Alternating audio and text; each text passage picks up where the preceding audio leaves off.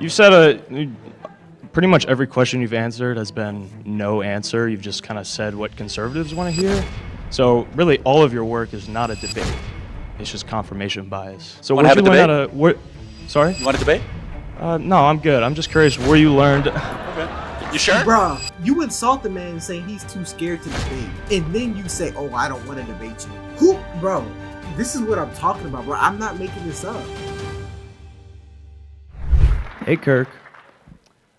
My question is sort of a question / compliment. You're a very good public speaker. And I think a lot of people here might struggle with that.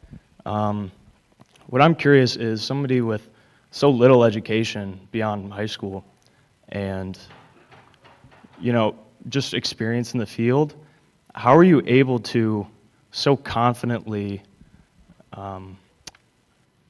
just kind of word vomit, right? Before we go any further, I want to say this. A lot of these students are so arrogant, it honestly disgusts me. It disgusts me because I'm here. If y'all don't know, I graduate my bachelor's degree in engineering in a week. I graduated in 1 week. And it was a very hard 4 years of my life. Very hard, very challenging.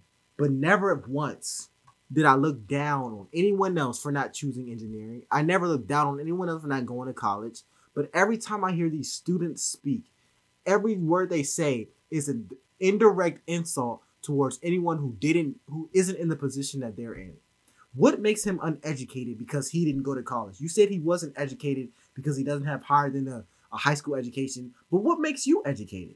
What is your education? You have no accomplishments that he has.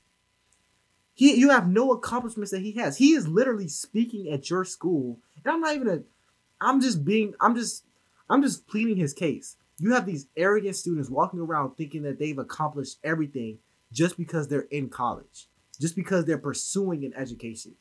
You're pursuing it. He actually has the career that no one in your field may ever have. He is very successful, but you still disrespect him. You disrespect his educational levels. I don't understand why college will make you so smug and so arrogant. And I have a degree, basically. You've said pretty much every question you've answered has been no answer. You've just kind of said what conservatives want to hear. So really, all of your work is not a debate. It's just confirmation bias. So want to have a debate? Sorry? You want a debate? No, I'm good. I'm just curious where you learned. Okay. You sure? Bruh. Where you learned how to. So you insult the man. You insult the man saying he's too scared to debate, and then you say, "Oh, I don't want to debate you." Who, bro? This is what I'm talking about, bro. I'm not making this up. And I come here to provide objectivity. I don't want to side with Charlie Kirk. I don't want to side with the young man. I don't want to not side with them. But then every time I click the video, I get this. What am I supposed to do? What am I supposed to do? You insult him to his face, then refuse to debate anything he says. Even if you're not in this specific field, then you shouldn't be up here. If you're not in this field, you shouldn't be up here. Point blank period. You know what he does wrong, but you refuse to even debate him. Come on now, it's terrible. I'm a high school graduate. You're in college, man. Let's debate. I vomit for a living, you said. Yeah. Come on, let's debate. No, I'm not here to debate. That's not my question. You're just here to insult me. Yeah, yeah, I am. You're a hero. Where did you learn how to public speak? Because you're really good at lying out of your ass. What have I lied about? Name one thing I lied tonight about. Name a stats. Name a second thing. No, name a stat. I said that's wrong. You said 11 million jobs. You said 50%. Yes, 11 million jobs are open for blue-collar work according to Mike Rowe and according to 3 independent studies according to the Department of Labor. Name another stat. I said that's wrong. I guess my main point No, is... name a third stat that I said that's wrong. When you say a stat or you just say numbers, it's helpful usually when you're public speaking to say where you got that information. Because people who disagree with you might not so give me, no, but you give some examples. Where did I lie or say a... Why do you have to say where you name the information? It's 2024. Everyone has a phone. My phone is right here. You're watching this on a computer or a phone. Point blank period. If I hear a statistic and I'm like, that might not be true. All it takes is to type it in your phone. I've done it in my videos if I've heard something. Why can't you do it, Mr. College student? If you're so intelligent, you're so big-brained, you have so much knowledge, it hurts. Why can't you look up a statistic that you hear? Why do you need to be spoon-fed information? Mr. College student, you're so smart. Your education is so vast. Why? Why? How do you get information when you're in class? Does the professor have to spell everything out for you? Of course not. Professors definitely don't do that. What do you do when you get back to your room? You take notes and then you look up information, confirm it to learn it. But when it comes to Charlie Kirk, you don't respect him enough to do that. You don't respect what he's saying enough to do that. And honestly, you're scared to do that because you're scared that what he's saying might prove you wrong. And you'd rather be right. You'd rather tell yourself you be right than actually be right. And this is what college is doing to you. You should probably not be in it. No offense. Stat that's not true. You need to work on not doing confirmation bias. Wait, hold on. No, but you come up here and say, oh, how did you with a high school education learn to spew BS? Say one thing I said that was wrong, misleading, unfactual, not rooted in data. One thing. You're doing it right now. I'm asking you a question. I was just making a comment, and you're spinning it. That's what you're really good at. That's why I think you're a good No, you public came speaker. up here and insulted me. I'm asking you, how have I misled this audience? And you come unprepared, like not with a single data. I thought you'd at least have like one gotcha, man. Like one number, like one thing. 11 million job openings, according to the Bureau of Labor Statistics, that require muscular labor and require just a 6-month technical training degree. That is true. At the apex, 15,000 people coming across the southern border every single day. I even said it's down a little bit. That is true. What have I said that's incorrect? Wanna do next?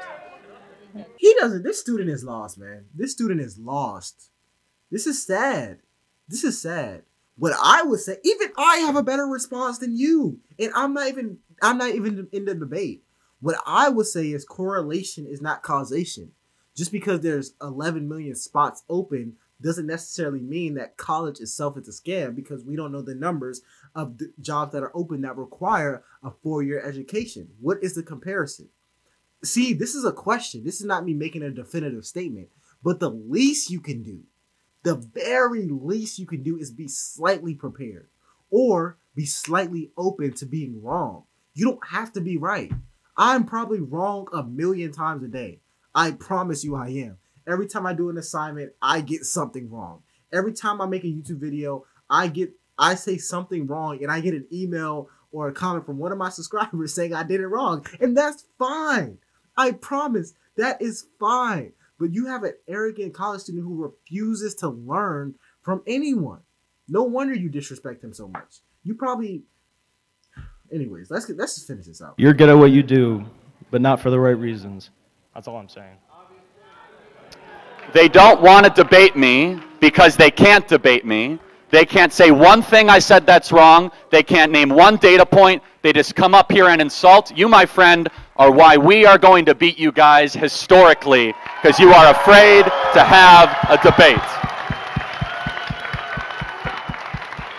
Afraid to be wrong. You have so much academic validation in your life that you are afraid to be wrong. You have a generation of people who are afraid to be wrong. It doesn't matter if you agree or disagree with Charlie Kirk. It doesn't matter. What should matter is what's right and what's wrong. And your whole objective should be to do the right thing and to not do the wrong thing. Learn truths and don't inherit lies. But when you have a generation or a person, I'm just going to say person, who doesn't care about the truth, who doesn't even have statistics or facts to support him, that's when you have an issue. Because at this point, you couldn't care less about if you're right or wrong. You only want your experience to be validated by outside world. And that's a problem. But if you have any suggestions for me, comment down below. It's